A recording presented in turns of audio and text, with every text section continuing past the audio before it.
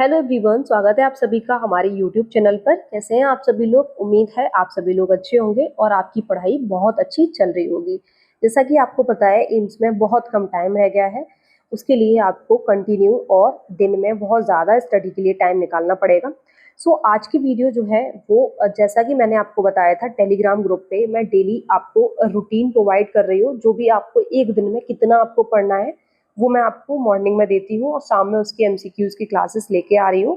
सो उसके अकॉर्डिंग आज माइक्रोबायोलॉजी के मैं कुछ क्वेश्चंस को लेके आई हूँ जो कि इंपॉर्टेंट क्वेश्चन रहने वाले हैं। आई होप सो आप मैंने जितना दिया था आपने पढ़ा होगा और उसी में से मैं कुछ एमसीक्यूज को लेकर आई हूँ। वो एमसीक्यूज आप अटेम्प्ट कर पाएंगे। वीडियो में हम माइक्रोबायोलॉजी के 10 क्वेश्चंस को देखने वाले हैं जो कि इंपॉर्टेंट क्वेश्चन होने वाले हैं। फर्स्ट क्वेश्चन है हमारा, which scientist is known for his work in antiseptic surgery. Antiseptic surgery के लिए कौन से साइंटिस्ट हैं जिनको एंटीसेप्टिक सर्जरी के लिए जाना जाता है? ऑप्शंस हैं Louis Pasteur, Joseph Lister, Robert Koch and Paul Ehrlich scientist. तो एंटीसेप्टिक सर्जरी के लिए जो फेमस साइंटिस्ट हैं वो हमारे जोसेफ लिस्टर हैं, जो कि जिन्होंने इंट्रोड्यूस किया था एंटीसेप्टिक सर्जिकल टेक्निक्स को, जो कि रिड्यूस करते थे पोस्ट पैरेटिव इन्फेक्शंस को।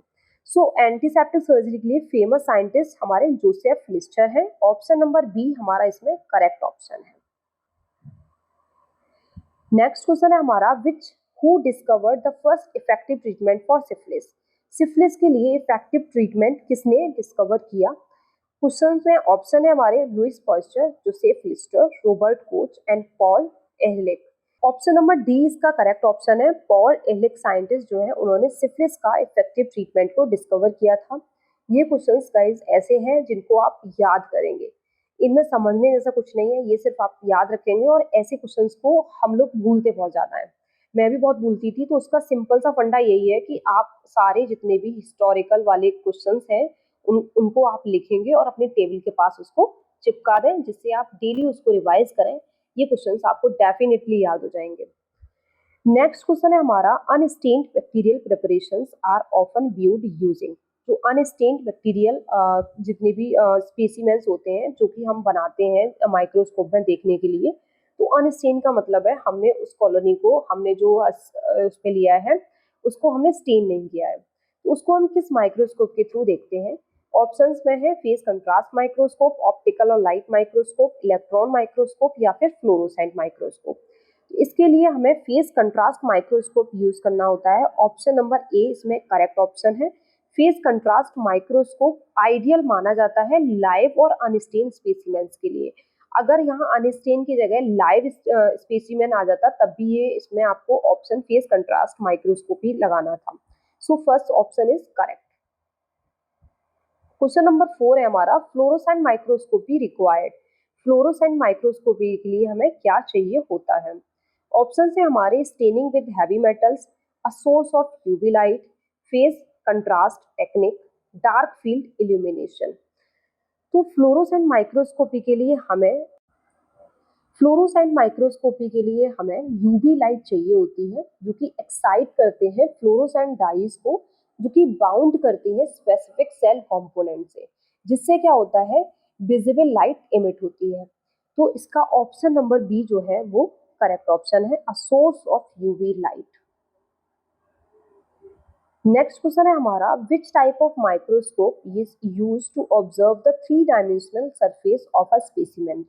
3D सरफेस को देखने के लिए कौन सा माइक्रोस्कोप यूज किया जाता है?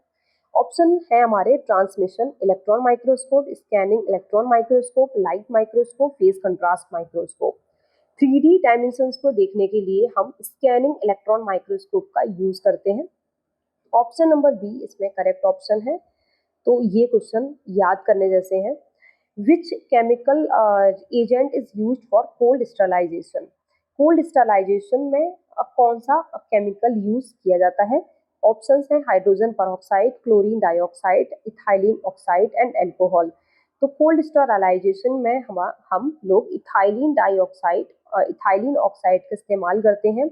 ये क्वेश्चन आपका स्टरलाइजेशन वाले चैप्टर से है और स्टरलाइजेशन एंड डिसइंफेक्टेंट वाला चैप्टर इंपॉर्टेंट चैप्टर है। इसमें से क्वेश्चंस बहुत ज्यादा बनते हैं। इसमें सीपी अवेजा बुक जो है उसमें से आप लाइन टू लाइन अच्छे से रीड करिएगा और अच्छे से आप उसको सारे को याद रखिएगा। उसमें से कहीं से भी क्वेश्चन बन सकता है। नंबर 7 है bacterial cell division is primarily achieved through. Option है हमारे binary fission, mitosis, meiosis, budding, binary. तो इसका ऑप्शन नंबर ए जो है वो करेक्ट ऑप्शन है, binary fission. Next question, bacterial growth in a closed system such as batch culture follows a specific sequences of phases which of the following is correct order। जो आपका bacterial growth होती है, जो bacteria grow करता है close system में, तो वो कैसे ग्रो करता है, कौन से वो फेजेस हैं जो कि उसके होते हैं। तो इसमें 4 ऑप्शन दे रखे हैं, फेजेस आपके उल्टे सीधे लिख रखे हैं, तो आपको इसमें से करेक्ट ऑप्शन देखना है कौन सा फेज किस ऑर्डर में है। तो ऑप्शन है हमारे lag, log, stationary and death.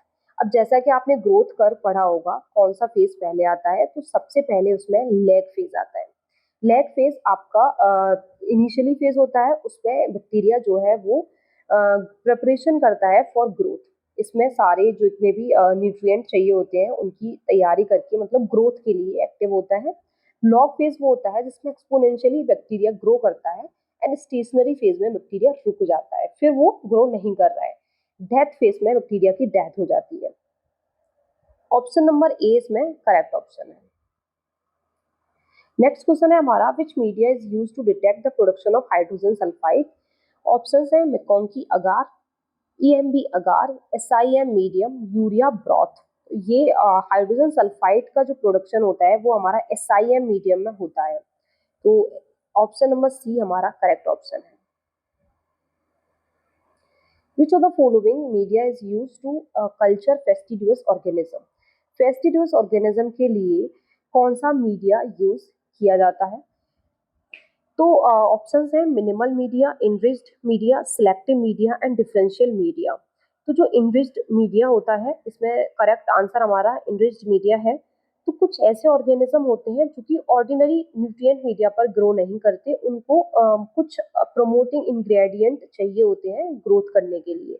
अब कुछ प्रोमोटिंग इंग्रेडिएंट कौन से होते हैं? ब्लड हो सकता है, ग्लूकोज हो सकता है, सीरम हो सकता है या फिर एग हो सकता है। इन इंग्रेडिएंट को आप ग्रोथ उसमें मीडिया के अंदर जब मिलाते हैं तो वो बैक्टीरिया ग्रो करते हैं। इसका करेक्ट आंसर है हमारा इनरिच्ड मीडिया। ये 10 क्वेश्चन थे आपके माइक्रोबायोलॉजी पार्ट से। ये क्वेश्चन आप कितने सही कर पाए आप मुझे कमेंट करके जरूर बताएं। Thank you so much.